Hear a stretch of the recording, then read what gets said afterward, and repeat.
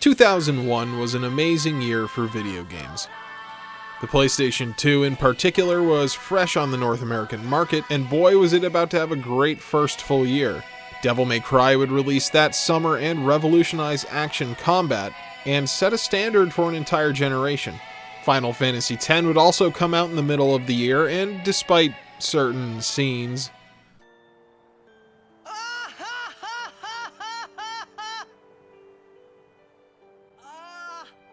would be widely remembered as one of the first huge RPGs to take advantage of the extra storage space of DVDs with a gigantic, fully voiced adventure. And of course, Grand Theft Auto 3 would release in October, introducing a revolutionary 3D crime drama to American living rooms. Come on! Señor Dickhead! It's no problem to kill you. 2001 had something for everyone on the PlayStation 2. It even had something for weirdo goth kids, and it's called Shadow Hearts.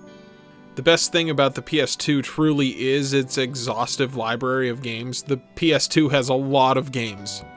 There truly is something for everyone on that little black box. So I'm not surprised that there's a goth turn-based JRPG out there. In fact, there's multiple.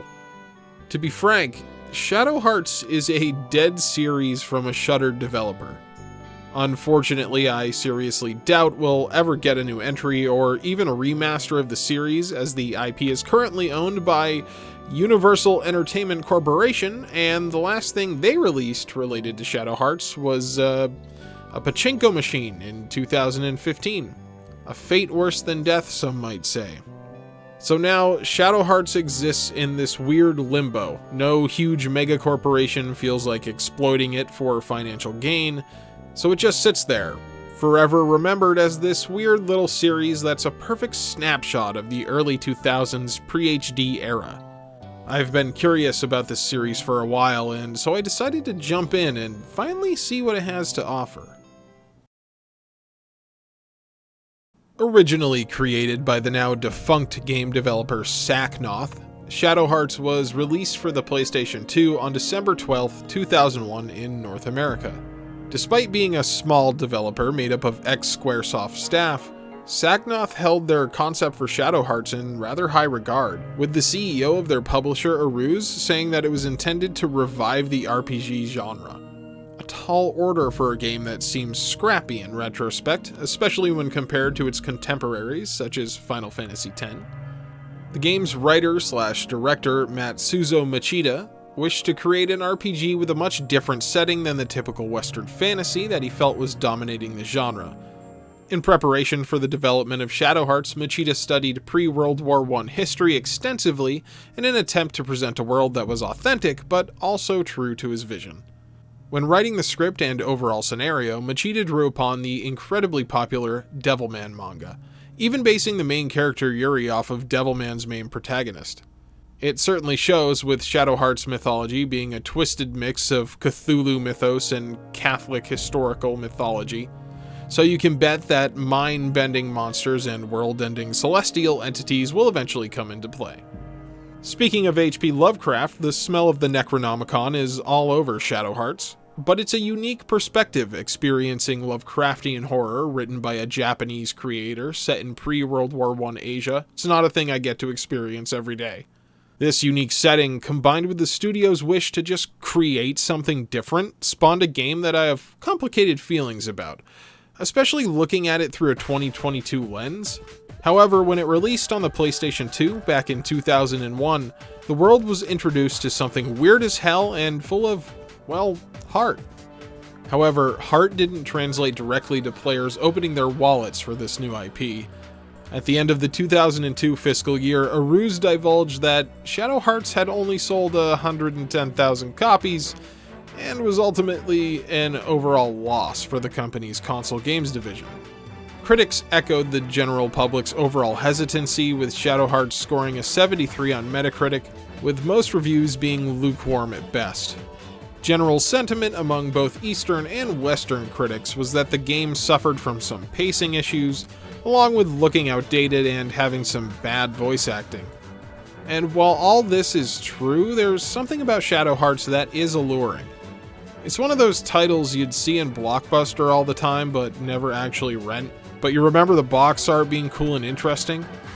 And even though the game lost the company money and wasn't the best thing since sliced bread, it still spawned 2 sequels and fueled the gambling addictions of many middle-aged Japanese men.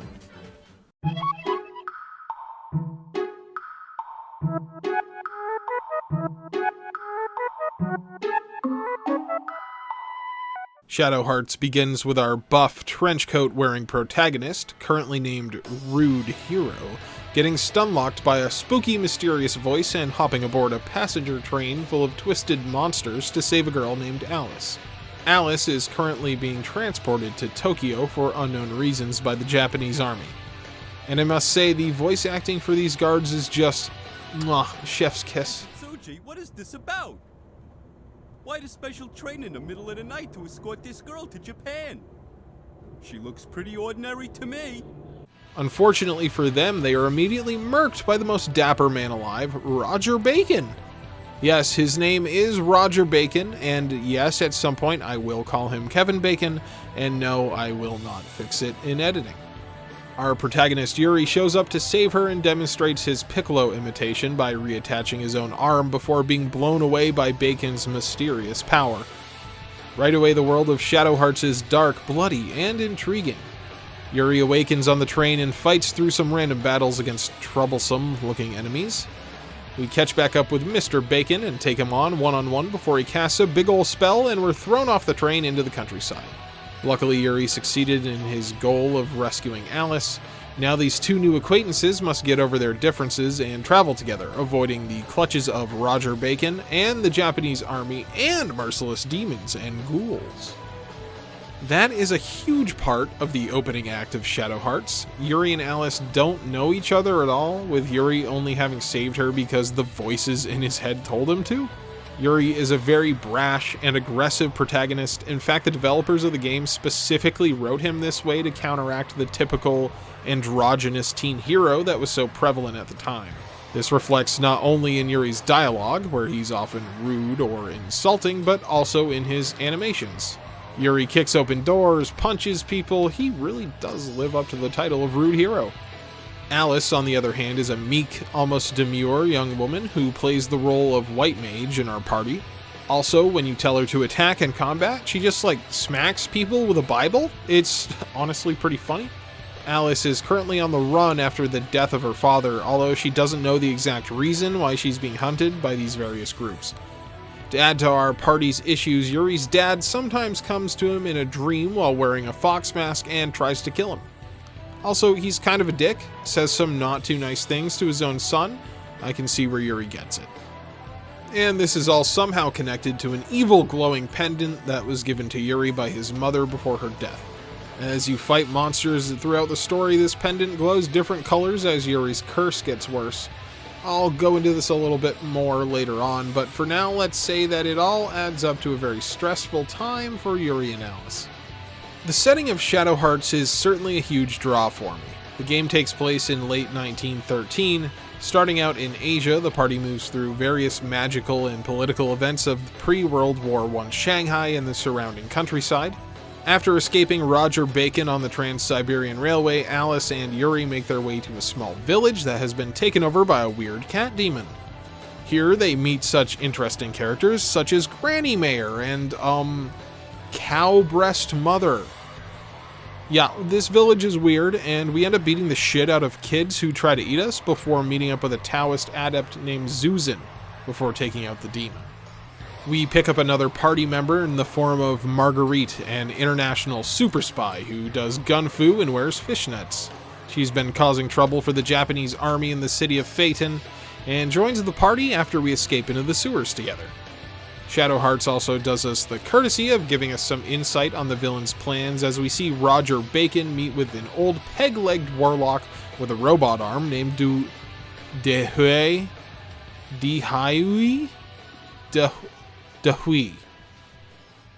I'm going with Dehui. They speak briefly about Alice and how she's the key for a ritual that Dehui is trying to perform. Sounds like some really bad stuff. Having no choice but to escape with Marguerite aboard a sketchy fixed-wing plane, we eventually crash land near the haunted town of Dailan. Zuzin joins us, but Alice falls ill with a curse, causing the next segment to be completed without a dedicated healer in the party. After finally taking care of the curse in Dailan and defeating the ghost multiple times due to Dehui's constant intervention, we are also treated to a lengthy scene where Granny tells us a story about the ghost's origin. The voice acting is really something else, that is for sure. Maybe it's a good thing that the rest of the game is mostly text. Oh, oh, oh, oh, oh. The party arrives in Shanghai and are treated to another flashback where it turns out that Zuzin knew Yuri's father 15 years ago, but kept it secret. Or he's senile, we don't really know. 15 years ago, Dehui attempted to perform the Demon's Gate invocation, a spell of immense power that could change the world forever. Fortunately, he was stopped by Yuri's father, Ben Hyuga. The party decides that they need to travel to Wuhan to stop Dehui from obtaining an item known as the White Tiger Votive.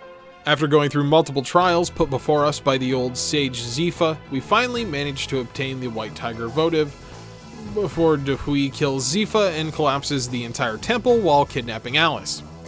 Now the old warlock has everything he needs to complete the Demon's Gate invocation, which is not good. Yuri, after having traveled with Alice and the others for some time and having learned of the truth of his father, decides to follow in his footsteps and save Alice at any cost. The party fights its way through Dehui's tower in Shanghai before finally confronting the old man in the flesh. We beat him fairly easily in a straight-up fight, but it doesn't matter because Roger Bacon shows up to meddle and uses his power to finish the Demon's Gate invocation. The invocation summons an immense being known as the Seraphic Radiance to Shanghai. The thing is massive, floating above the city like an eldritch horror. Yuri decides the only way to stop this godlike entity is to attempt to fuse with it.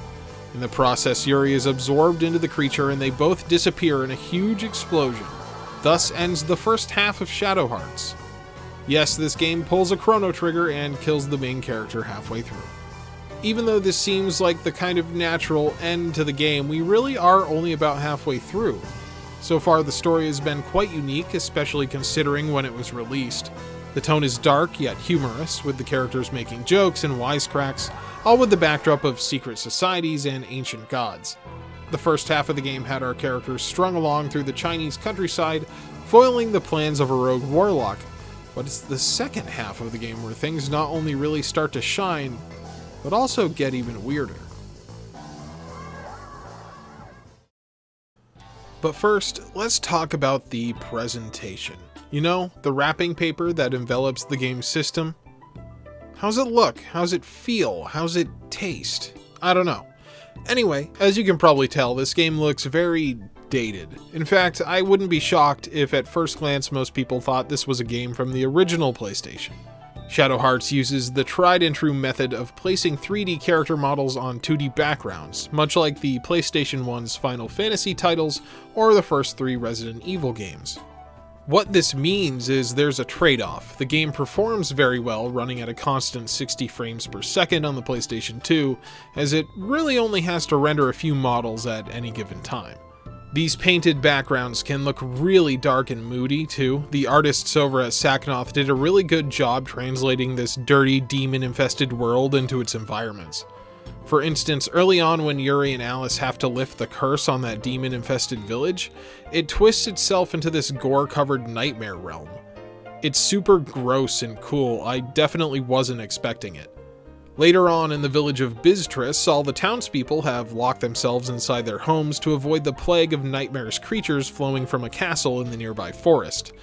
The party are the only ones out on the streets. People even refuse to talk to you through their doors. as a squeaky weather vane echoes its mournful song in the misty distance. It's fucking moody, is what I'm trying to say, and the art goes a long way in achieving that feeling.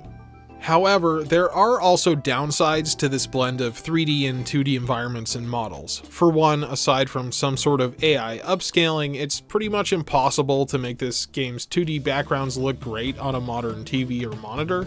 If you're emulating, you can sharpen up the character models and maybe slap some filters on it to make it look less rough, but there's really only so much you can do to make old low-quality JPEGs look good. Another downside of this kind of visual style is that sometimes it can be difficult to determine where you can enter or exit a screen, or sometimes it's hard to find exactly where the game would like you to stand to interact with an object. Often items are hidden in chests that stand out from the background because they're 3D models, and that's great. However, there are a lot of items that are required for side content that are just hidden around the scenery. Sometimes there will be a shiny spot on the ground denoting where you can pick up an item of interest, but other times the only indication will be a symbol over Yuri's head that appears when you're standing over an item. Basically, you gotta check every nook and cranny, resign yourself to missing out on a lot of items on your first playthrough, or use a guide. No shame. The assets that are fully 3D modeled in the game, namely character models and enemies during battle, look pretty good. They aren't the most expressive models in the world, often resorting to a few recycled animations to match different story beats, but they are distinct in profile and color. Take our main character Yuri for example. He wears mostly dark colors with a long brown coat and black pants, but he also has a bright red shirt and white gloves, which helps his character model stand out among the darker backgrounds. The monsters you fight in Shadow Hearts are pretty gruesome, although sometimes they are just weird or straight up silly. One of my favorites is this one that's just a dog with an arm growing out of its mouth. Or this guy who's just floating upside down with a gun. I mean, where else are you gonna see that? Later on in the second half of the game especially, the monsters start getting really gross. One of my favorite movies of all time is the 80s version of The Thing by John Carpenter, so a lot of these designs really tug on my heartstrings. Some of them are even based on different mythological beasts like Japanese kappa, and a ton of them are just weirdos twisting themselves into pretzels. The boss designs are pretty unique as well, especially later on when you start getting into the weirder aspects of the story and you're just fighting giant flesh blob things. Or these demons that have little boots and a big dick that they slap you with. No, I am not kidding. A lot of these animations in battle are stilted, to say the least. The main party members have attack combos and special moves that are pretty cool looking, although by hour 30 you might get a little tired of how long some of these animations take. It's nothing compared to the likes of something like Knights of the Round from Final Fantasy VII, but still, that stuff adds up. Other than your party and the boss's spells though, the enemy attacks are just rough looking. I mean, if they aren't just stiff arm smacks or being stabbed with a brain on a stick, then it's something totally out of left field. Like this mini-boss that you fight multiple times named Woogui. He's this kung fu looking martial artist, but his attacks are just these weird slaps where his arms stretch and turn into noodles. I mean, Yuri uses a punching animation that looks pretty good, so they had the ability to make a passable looking combo, which leads me to believe this was a conscious decision. I've spent more time thinking about this than anyone should, so let's move on. On the audio side of things, the music is actually great. The different areas all have their own themes and motifs. I particularly enjoy the Shanghai City theme. Most importantly, for a combat-heavy RPG, the battle music is very fitting, and it's also a total earworm. It's eerie, kinda weird, and goes perfectly with the crazy monsters that the party's always up against. The game does have voice acting at certain points, and it's bad. There are these vignettes that almost remind me of a visual novel segment that happen a few times throughout the game that are fully narrated, and wow. I'm sure that the voice acting for these is way better in the original Japanese, but the English is like early YouTube abridged parody series tier voice acting. Especially the one in the Haunted Village. It just seems to go on and on. I was looking at the clock waiting for it to end. I'm sure you've noticed in the footage being shown that most actions in combat take place on a wheel with a spinning arm and separate hit zones. This is called the Judgment Ring, and it's the foundation of Shadow Heart's combat system. Want to make a normal attack? Judgment Ring. Want to cast a spell? Judgment Ring. Want to use an item or break into a church? Judgment Ring. The basic way that this operates is as follows. Watch the arm of the ring sweep around in a circle, hit the X button whenever the arm passes through one of the zones. If you activate the arm outside of a zone, it counts as a miss and ends your action, though sometimes certain things can still happen even with a flub. Using Yuri as an example, his basic attack combo requires successful activation of a ring with 3 separate zones on it, with each zone correlating to one of the attacks in his combo. Now, hitting the first 2 zones but missing the third thankfully doesn't cancel the action, it just ends the turn and the melee combo will only include the successful zones that you hit. As the game goes on and you learn bigger, badder spells and obtain more powerful weapons, the Judgment Ring will change. The zones may become smaller and more spaced out, or the arm might sweep through the ring faster, giving you barely enough time to respond. Later bosses also have a tendency to inflict status effects directly on your ring as well, causing the arm to sweep at irregular speeds or the ring to become extra small. This mechanic adds a ton of extra depth to the basic combat, and it did go a long way to help keep me engaged with the otherwise standard combat systems. Along with the bog standard HP and MP meters that track your overall health and mana pool, every party member also has a separate bar of sanity points. These points always start at the max amount of the beginning of a battle, and 1 point drains for every turn of combat.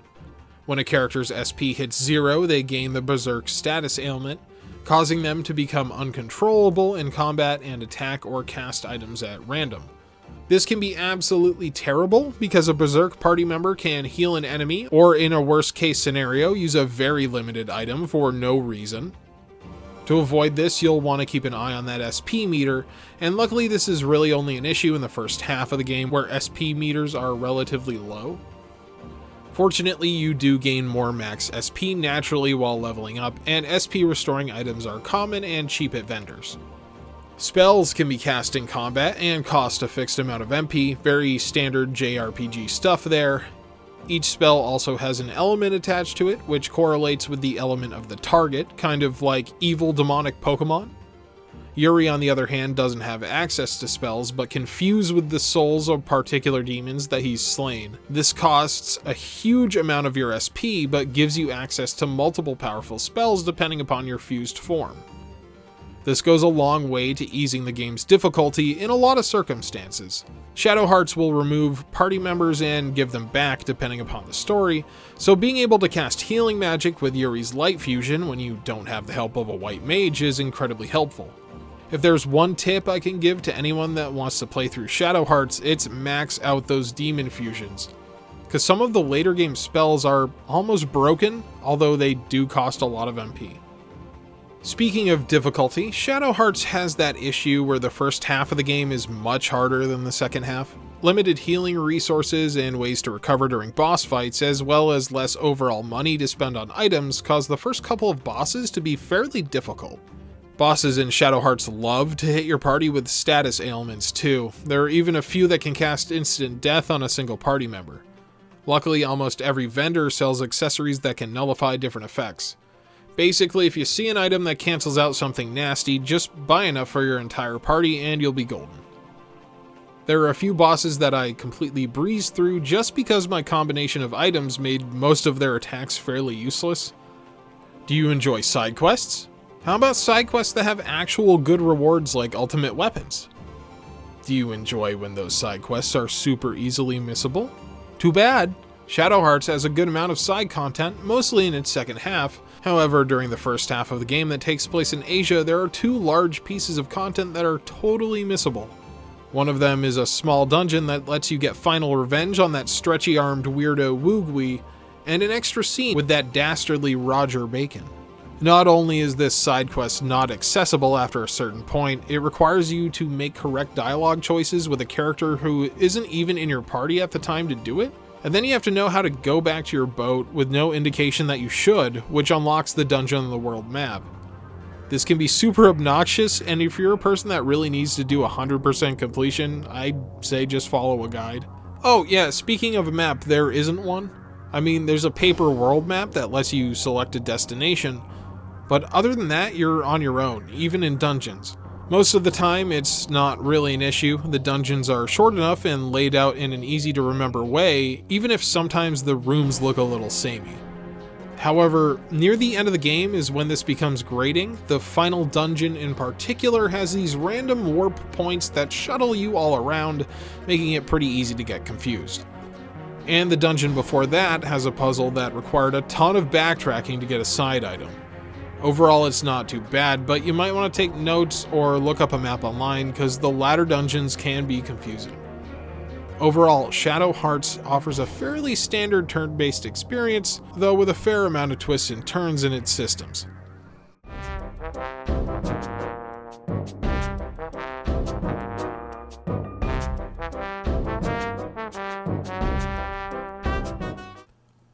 Six months have passed. Alice and Zuzan arrive in Prague alone, although they were supposedly meeting Marguerite here. It seems they've been working as traveling exorcists since the events in Shanghai. While relaxing at the local inn, they are hired to destroy monsters attacking a nearby village of Bistris and investigate a nearby spooky castle. They arrive in said spooky village before trudging through the nearby castle. The master of the castle, a very handsome vampire named, Keith, is actually a really chill guy and isn't in charge of the monsters. Oops, turns out the mayor of Bistris, Kevin, is actually summoning the beasts in an attempt to research undeath. He summons a big gross monster and we kill it no problem.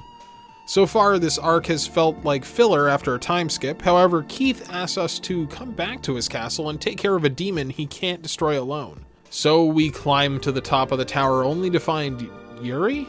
How he got here, I'm not really sure. I think he regenerated after resting for 6 months or something. It's not really explained. Unfortunately, he's crazy and very aggressive, but Alice is able to enter his mind and bring him back. After facing the ghost of his father that had been hounding the party since the beginning, Yuri is fully revived and he's gone through some character growth. Nice. Unfortunately for Alice, she has to take the burden of Yuri's curse upon herself in order to save him. So even though he's gone through major character development, we still gotta deal with the malice meter. Back in Prague, Marguerite left us a message asking us to come to a city north of Paris, here in the city of Rouen. We discover from Alice that this is the place where Roger Bacon killed her father and kidnapped her prior to the beginning of the game. While waiting for Marguerite, Alice goes to the place where her father was killed, a dirty alley behind the church. Surprisingly, or perhaps not surprisingly at this point, Bacon shows up to taunt the party, with Marguerite hot on his tail. He escapes, but not before we learn that Alice's father was an exorcist for the Catholic Church. Marguerite also mentions that Roger Bacon is like 1,000 years old, and according to her sources, he's actually a pretty chill guy. Doesn't sound like the Roger we know. We then break into the church and talk to Father Doyle, who tells us that 20 years ago, 3 books were stolen from the Vatican that contained hidden magical knowledge. Now Bacon is trying to obtain the books in order to perform some sort of ritual, and the only person powerful enough to stop him is a cardinal named Albert Simon. Before Doyle can tell us how to find Albert Simon, he gets killed by a demon. The party heads to London to find Bacon on his home turf. In London, we help a group of orphans fight weirdos who've turned the local orphanage into a disturbing magical lab for experiments. We kill the leader of the orphanage, who happens to be using one of those stolen magic books to try and revive his dead wife. It doesn't work, unfortunately. The leader of the orphans, a blonde psychic named Haley, joins our party, and we help him rescue his mother from a psychiatric hospital turned prison. We find his mom, who's a mute and basically comatose. Roger Bacon shows up to taunt us again, causing Haley to freak out. Haley's mom is then stolen away and revealed to be the source of the mysterious voice that had been guiding us throughout the game. Turns out Haley's mother is Koudelka Lasant, a powerful witch and protagonist of Sacnoth's former PS1 game, Koudelka. Pretty cool that this is actually a sequel to their former work. After all this happens, Alice returns to Rowan alone, and in the church she discovers a diary written by Father Doyle that proves that he was the one that sold out her father to Roger Bacon. Inside the book is a picture of Father Doyle and Cardinal Albert Simon. But hold on a minute. That top hat wearing asshole is Roger Bacon. Well, it turns out the twist is Albert Simon took on the moniker of the famous alchemist in order to hide his actions from the Vatican, as he wants to take revenge for his radical ideas not being accepted. Now knowing Bacon's true identity, we travel to the ruins of the Nemeton Monastery in Wales, as it was mentioned in Doyle's journal. Here we meet an impish creature that turns out to be the true Roger Bacon, and he tells us the history of himself and Cardinal Simon. We then go to the basement of the ruins, fight our way through a monster-infested labyrinth, and come face to face with the Cardinal for a final time. The dungeon beneath these ruins contains something called the Nymeto Float, an ancient temple of extraterrestrial origin that has been buried since the origins of humanity. Simon plans to activate this float, which will cause a godlike alien entity from many, many light years away to home in on Earth and destroy all life. We're able to defeat Simon and his summoned demon Aemon, but he is unfortunately able to activate the float with the last of his energy. We do save Koudelka, but the Nymeto Float rises from under the ocean and ascends to orbit around the Earth. Now living in a world doomed to be wiped out by a godlike being in just 7 days, the party regroups to decide what to do. The real Bacon lives up to his reputation of being incredibly helpful and reveals that he not only has a vending machine full of the game's best items for a low price, but also a teleporter that can take us up to Nîmes. After talking to Koudelka once again and wrapping up any side content, the party takes the teleporter to the floating temple to literally face God. The final dungeon is the longest in the game and contains the hardest enemies, but with some determination and abuse of Alice's full party healing spell, we make it to the end. Albert Simon shows up once more to talk about his ideals and yada yada. He finally accepts Yuri's duel request, deciding whoever wins here is in the right. We defeat him again, and he agrees to use his power to send us further up to find God. Here, at the final battlefield orbiting Earth, we finally see the arrival of this huge godlike being, and it's super cool and intense. This battle is fairly tough. Meta-God, as it's called, has a ton of health, and this battle is fought directly after the final battle with Simon. With the use of some strong magic and a lot of saved up items, we finally triumph against the alien, securing the world for the time being. We get a clip show letting us know what happened to each party member, and we see Yuri and Alice heading towards their new life on a train, full of hope for the future. The screen then fades to black, and shows a final message informing us that 1 week later, the Prince of Austria has been assassinated, and the Great War has begun. Leaving us with a lingering thought of, did we do the right thing? Or should we have let Bacon create his new world from the ashes of this one, which is about to turn to ashes anyway? Shadow Hearts is kind of a weird series. It was created by a team that valued making something different, something they wanted to push the bounds of the JRPG genre. However, it's a game that's stuck in this weird transitional period for gaming as a whole. The tail end of the PS1 era of grand, expansive RPGs like Grandia, Xenogears, and Lunar was coming to a close. But the time for fully voiced AAA blockbuster experiences had not really yet started. Shadow Hearts exists right between these two times, and perhaps that's a reason why it has since faded into relative obscurity. I don't believe this series is ever going to get an HD remaster collection or anything like that, as its IP owners no longer seem interested in the gaming space, outside of pachinko, that is. However, that doesn't mean it deserves to be forgotten. Unfortunately pricey to obtain in this current day and age of digital distribution, Shadow Hearts has never seen a release as a PS2 classic on PSN, and it's never had a PC port either. For now, the only way to experience this truly unique piece of JRPG history is on the original PS2 in all its analog glory. Of course, you can also use emulation to play Shadow Hearts, and with prices like this on Amazon, I really wouldn't blame you. On the bright side, this game runs super well on PCSX2, with most mid-range systems being able to run it at full speed, outside of a few instances of frame drops. If you're a person who doesn't mind using emulation to experience a game that may otherwise be inaccessible, it's fairly easy to get working. Shadow Hearts is absolutely worth a look, even in 2022. Whether it's for the unique setting that we really don't get to see in most media, the addictive combat with its judgment ring system, or just being drawn to its gothic aesthetic, there are plenty of reasons to give Shadow Hearts a playthrough.